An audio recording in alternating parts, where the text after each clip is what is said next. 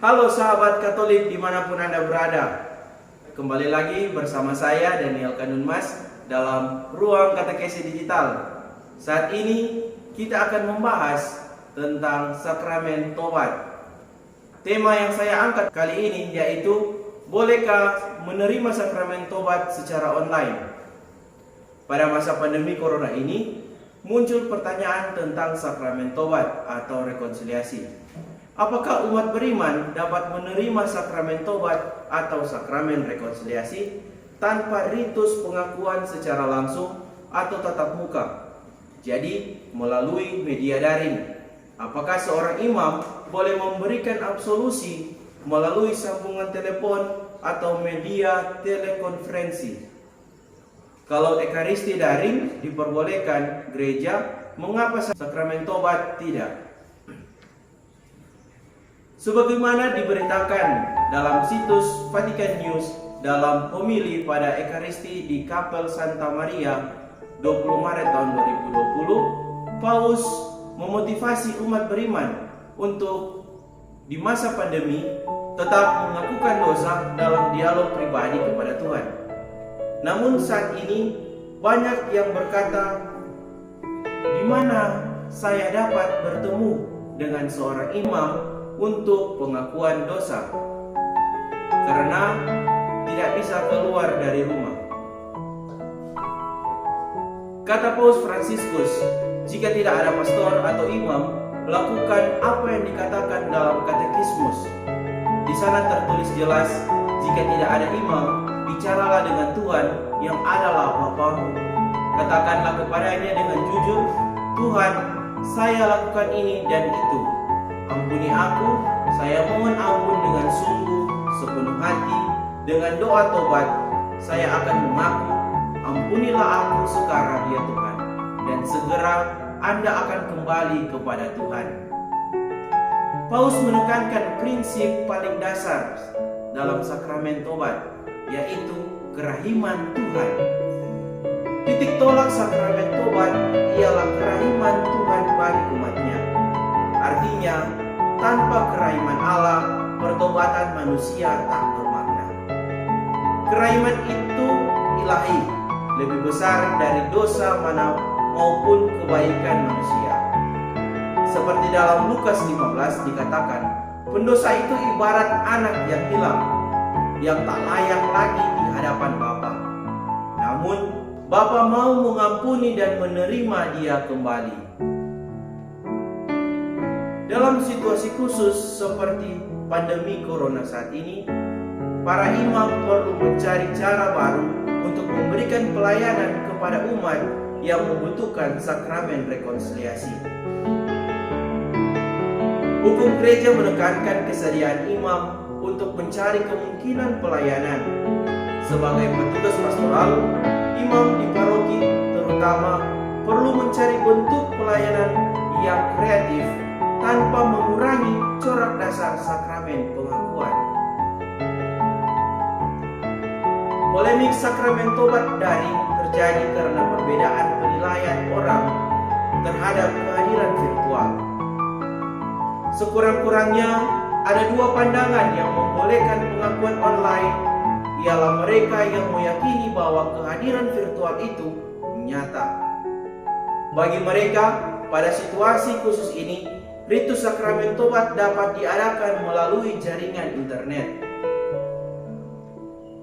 Dalam konteks pengakuan dosa, pelayanan secara daring dianggap valid. Kehadiran virtual dianggap sama dengan kehadiran nyata.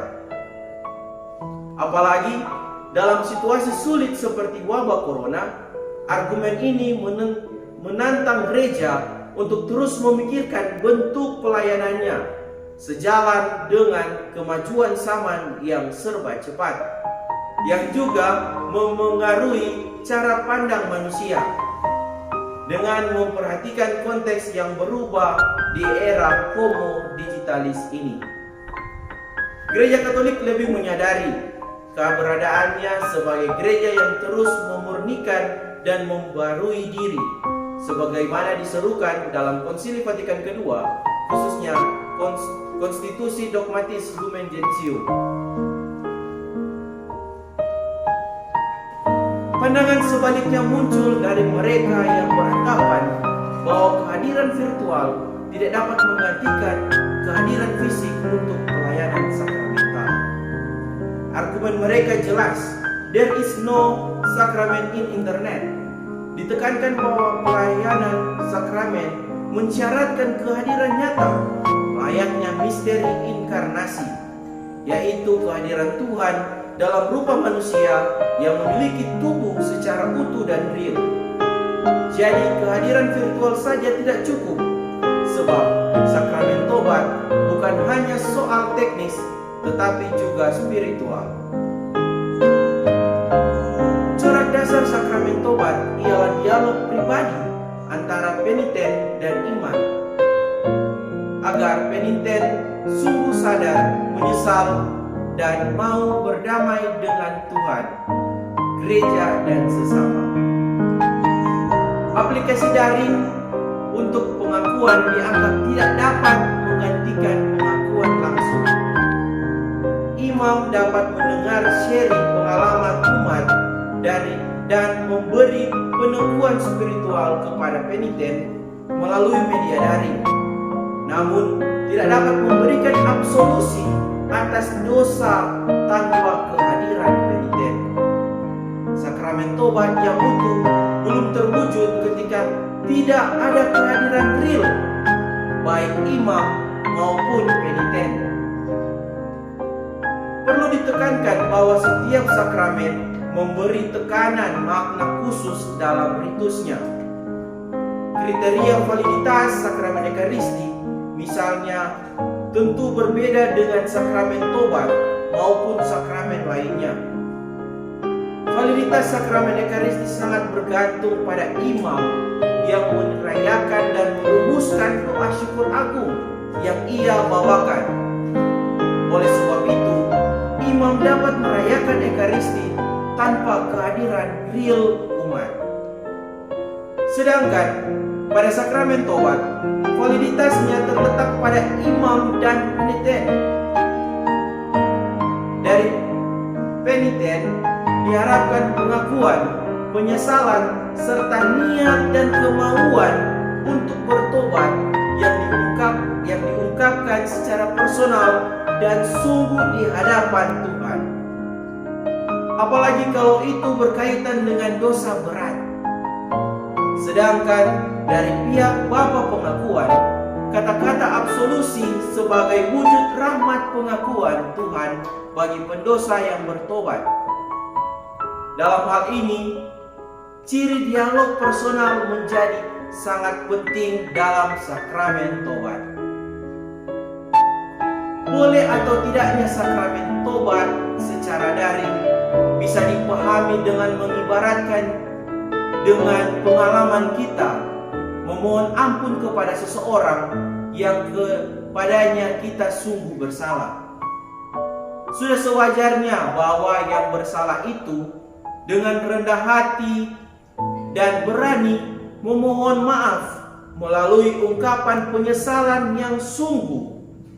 Jadi bukan secara mudah saja, misalnya melalui sambungan telepon atau WhatsApp. Sehingga terkesan hal itu dilakukan hanya formalitas belaka.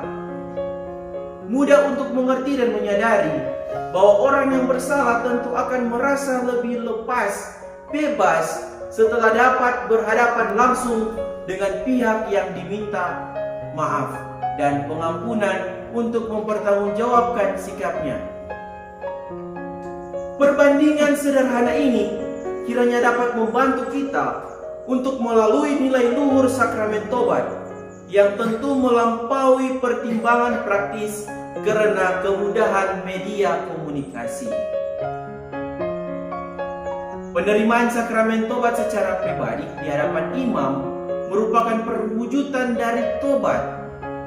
Dengan menerima sakramen tobat, orang berdosa kembali menjalin ikatan yang baik dengan Allah dan sesama warga gereja.